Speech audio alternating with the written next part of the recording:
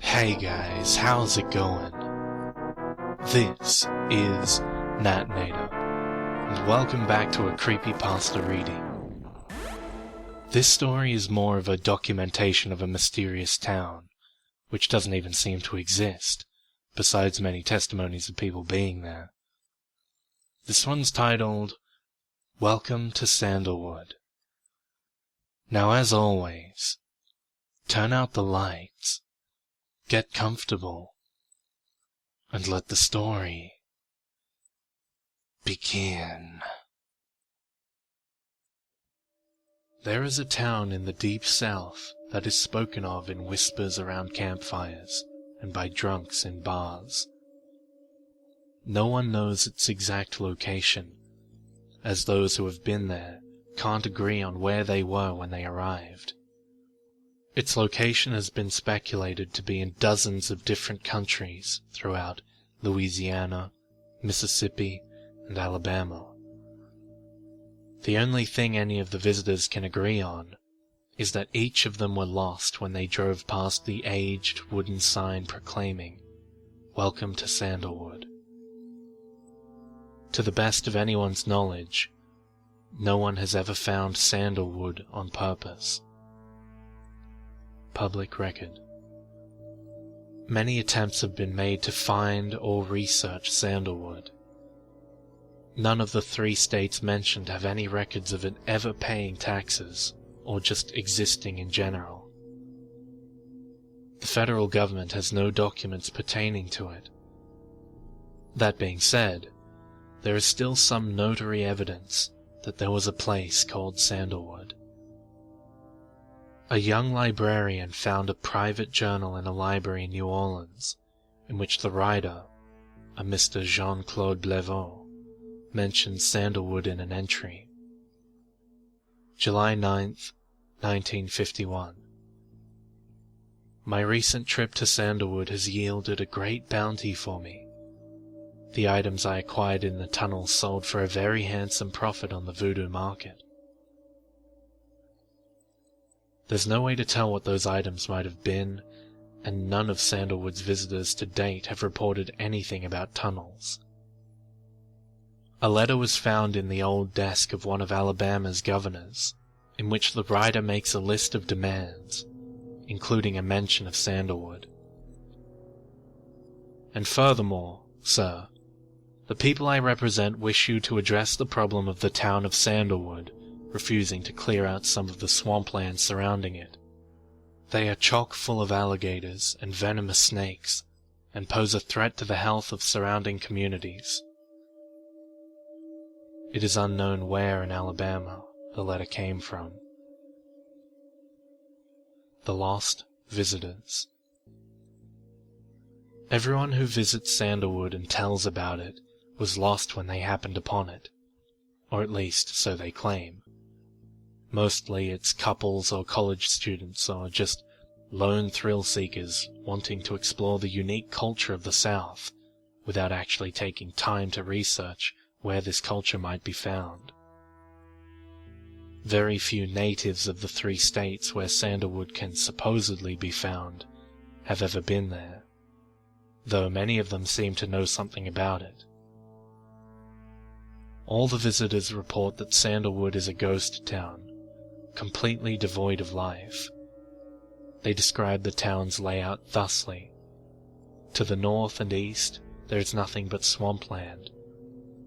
There's a road running out of the swamp to the east that leads through Sandalwood, and this is the road most people arrive by. There is also a road to the north, but it appears to be mostly submerged in bogs.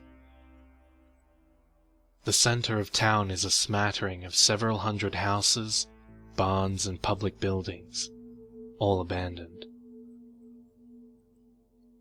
A road that branches off from the main street leads south to a large hill that a sign identifies as Cemetery Hill. The hill is covered with hundreds, if not thousands, of graves, which are positioned on multiple terraces cut into the hill. Those brave enough to explore claim that each terrace is dotted with human bones, Some of the graves appear to be partially dug up. Several of the visitors have claimed to hear shuffling and scratching from beneath the graves, as though something large was moving underneath. Beyond Cemetery Hill is a remarkably complex series of buildings and facilities that appear to have served as a campus. A sign at the entrance identifies the area as Sandalwood University. There appear to be no students, but the visitors report that the campus is very modern, even having computers and vending machines, and appears to be well kept and clean. It goes without saying, of course, that no record of any such college exists. The main road continues west and leads out of Sandalwood. There appears to be nothing along this road except abandoned farms and empty fields. Disappearances. Of the several hundred known visitors of Sandalwood, 17 have disappeared.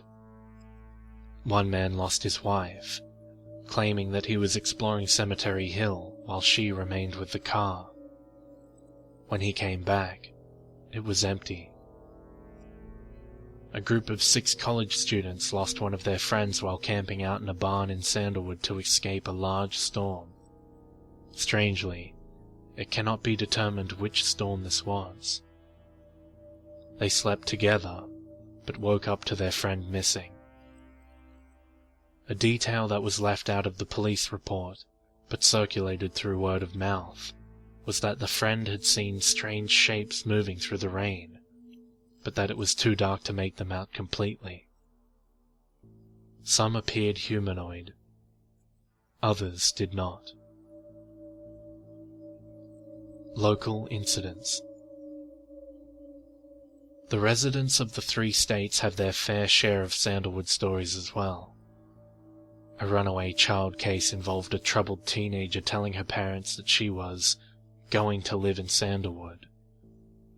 She was never found. A man committed to a psychiatric hospital in Louisiana claimed that he once lived in Sandalwood. He was able to describe the physical details of the town perfectly, but most assumed that he had heard them through stories of their visitors. He committed suicide via ingested glass several weeks after his committal. A farmer's dog ran away for 2 weeks and returned with a postcard in its mouth that showed a picture of a woman holding an apple pie next to the Welcome to Sandalwood sign and smiling. Similarly, a postmaster in Mississippi took a picture of a stamp he found on a letter with no return address that has a picture of the Sandalwood sign on it. He refused to reveal who the letter was addressed to. A young man in his freshman year at Mississippi State University saved a screenshot of an email he received from Sandalwood University, offering him a full scholarship to attend. Legacy. Sandalwood remains very mysterious, but recently has been gaining national attention after a prominent congressman's son disappeared on a trip to Alabama. His last correspondence to his father was a text message that read, "I'm lost, stopping in Sandalwood for directions." Attempts to triangulate his cell phone revealed it to be in a fish market in Africa. Sandalwood also was the subject of a series of online short stories, published on various websites dealing in creepypasta, a type of online horror story. Most of them are instructions on what to do in Sandalwood for supernatural gain, ritual pastas. But some are stories dealing with cursed items from the town, artifact pastas, and the lost visitors. The author has not been tracked down, but is wanted for questioning, as one of his stories deals with the graphic murder of a child by an unknown assailant. The child in question is missing from his home state of Ohio, and the author revealed details about him in his story that he couldn't possibly have known. With all the newfound attention, hundreds of people across the country have pledged to find Sandalwood and reveal its secrets. The states of Louisiana, Mississippi, and Alabama have seen big tourist boosts in recent months. Thus far, no disappearances have been reported.